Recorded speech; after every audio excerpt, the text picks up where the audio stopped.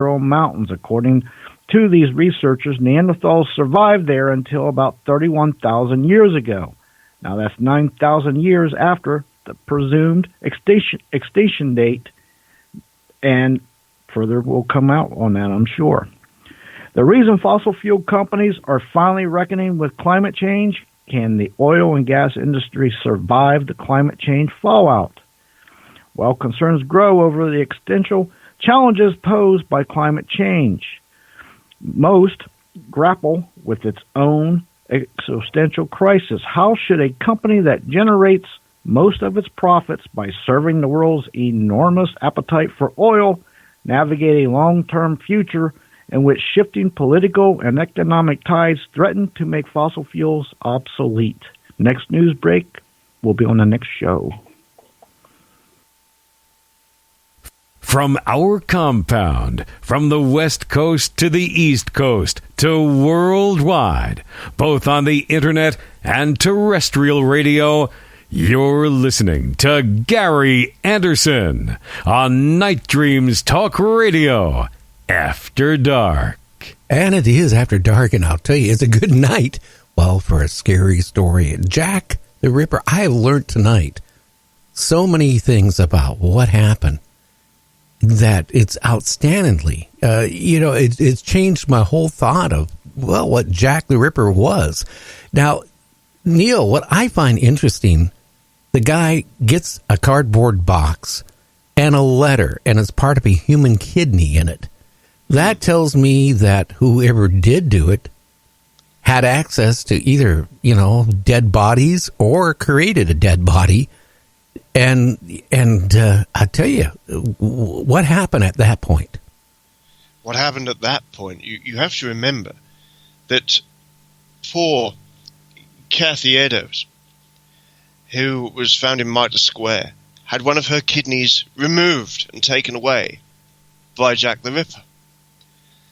When they examined the kidney, the doctor believed that it showed an advanced stage of Bright's disease. Now, Kathy Eddowes was known to have suffered from Bright's disease. It's a disease of the kidney.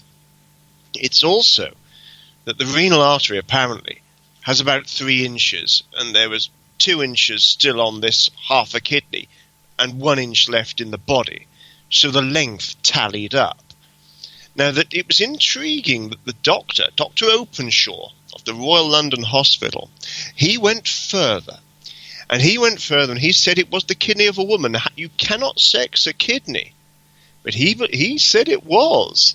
And a woman in her 40s suffering from Bright's disease. So that's an odd thing. But maybe he was so convinced that was the half of the kidney from Kathy Eddowes that was in that box, which leads me to think that if it's a letter from Jack the Ripper, it's a very strange thing.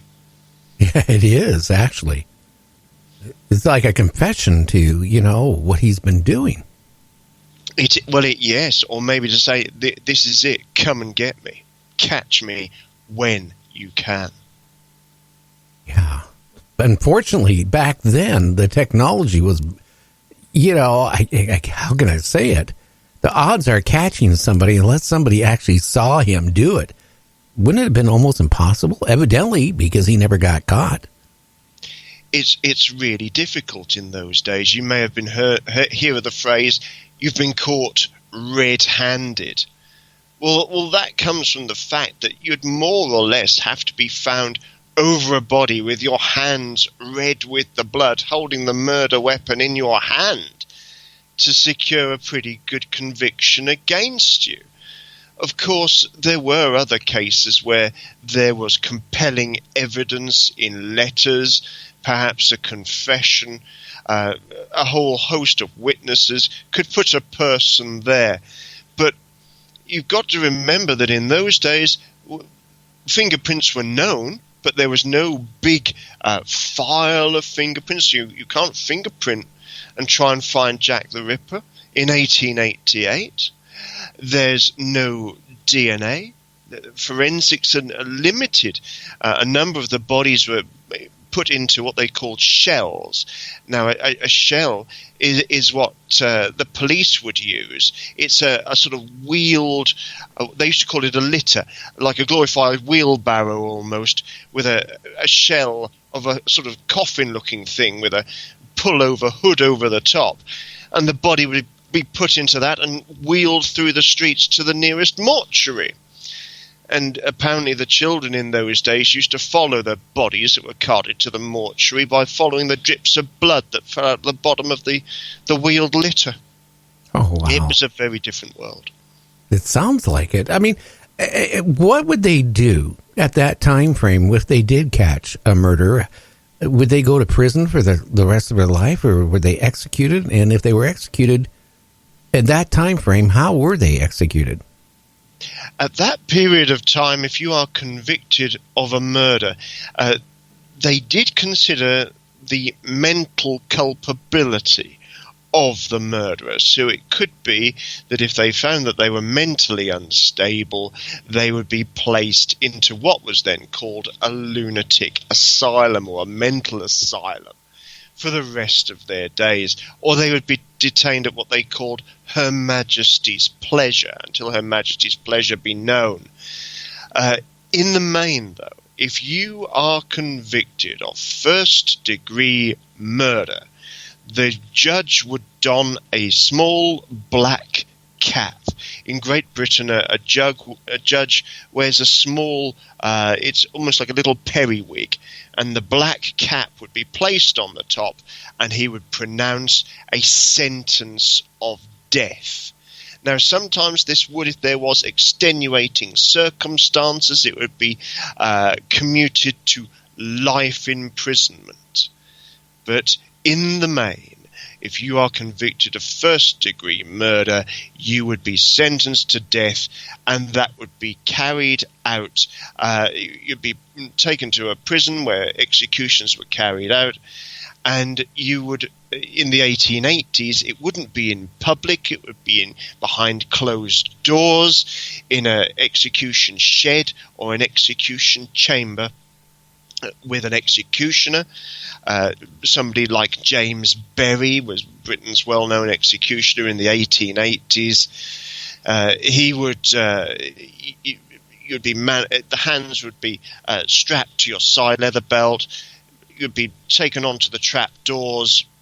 The feet would then be, the ankles would then have a belt put around them, a noose. Now, in America, you have a multi-wrapped noose. You have a proper hangman's knot that you would recognize from westerns, for example. Right. In Great Britain, we have never used that type of noose. The noose is spliced, so it's a sort of ring that you make in the rope itself. One single ring, and it's spliced. It's spliced into the rope and bound in, and then that would be placed around the neck when the person to be executed is on the trap doors. There'd be a hood put over the head, then the noose just under the left jaw. It would be secured. They'd have a leather washer that would secure it as a tight fit. The executioner would then make sure that the assistant was standing clear. He would then go to the lever. You push the execution lever, the trap doors would open. The execution suite is not very big. They used to describe it as the floor would simply disappear, and down would go the executed man or woman. The whole process would maybe take a minute, 2 minutes at the most. Interesting. By the time you get to the 20th century, Albert Pierpoint took great pride. From the door opens to rigging the person to be executed on the traps to the fall of the trap, he could carry that out in roughly 10 seconds. Oh, wow. So they did, in other words, they were dead before they hit the floor. Well, they'd be dead once they go through the traps. The rope, it would be what they call there's a dropping point, and at that point that the rope will be rigged to a particular length. So at the terminal point of the rope, it will break the neck. They should not have ended up strangling on the rope in the 1880s, but right up until the last years of execution in the 1950s and 1960s in Great Britain, there were instances where everything would be rigged properly, but because the hood got caught in the loop of the rope, the person on the end of the rope, the executed person, would not have their neck broken, and they would strangle on the end of the rope. And there'd normally be an inquiry, and an executioner having that unfortunate thing happen would get quite a rap on the knuckles for doing it. Well, how about what time frame was it where they used to take the people to the river and hang them off over the river? Over rivers? That's unusual. If you were going to execute in Great Britain, for example, in London, one of the most famous places was Tyburn. That was where they had what they called a triple tree. So if you imagine a wooden stool, well, with three legs going up, but on the top would be a triangular shape. So that's your triple tree. Tall thing, maybe 9-10 foot tall. And you'd be taken there on the back of a cart. This would be up until the mid-19th century. It could be that you were carted through the street, or there would be a public gallows erected in front of the prison, and then you would be executed like that there. We didn't tend to hang over rivers in Great Britain, although women up until the 18th century in Great Britain, if they were caught what they called scolding, which would be telling lies and causing a disturbance in the locality, maybe cursing somebody, they would be ducked over a river. Interesting. See, I didn't know that. Somebody told me one time at the Thames River or something like that, they used to, like off a pier, used to hang people off of it. So that was my assumption, how they hung people. There are places, the sort of execution dock. Now, if you have piracy, that's where you would hang them at execution dock, and you will find those accounts there. But in the main, you are hanged from a gallows. Then the bodies would be displayed from a gibbet that may be in an area where they would be washed over by the coming and going of the tide.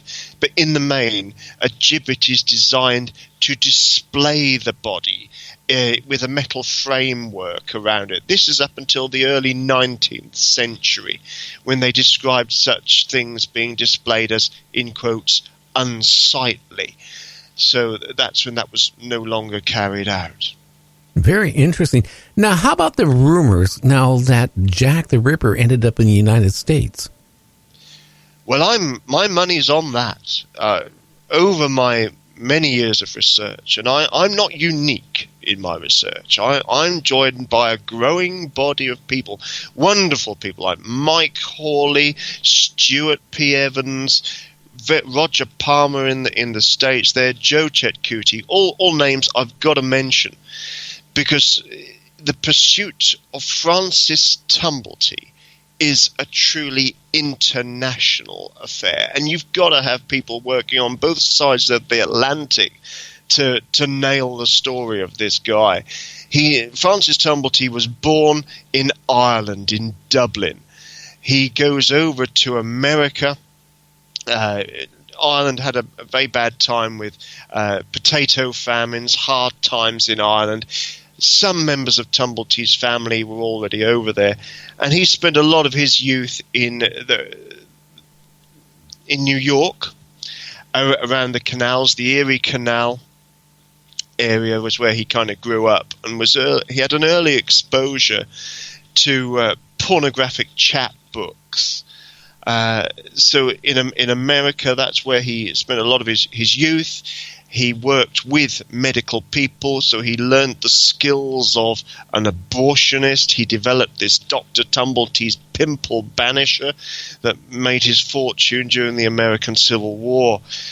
But he he liked the limelight, but he was always a bit of a shady character. He did silly things. For example, pimples and unsightly blemishes. He would have an advert, and he would state a list of all the people in his local area that had these pimples and unsightly blemishes that he's helped to cure. Well, the last thing you want is everybody knowing that you've got a back covered in acne and blemishes and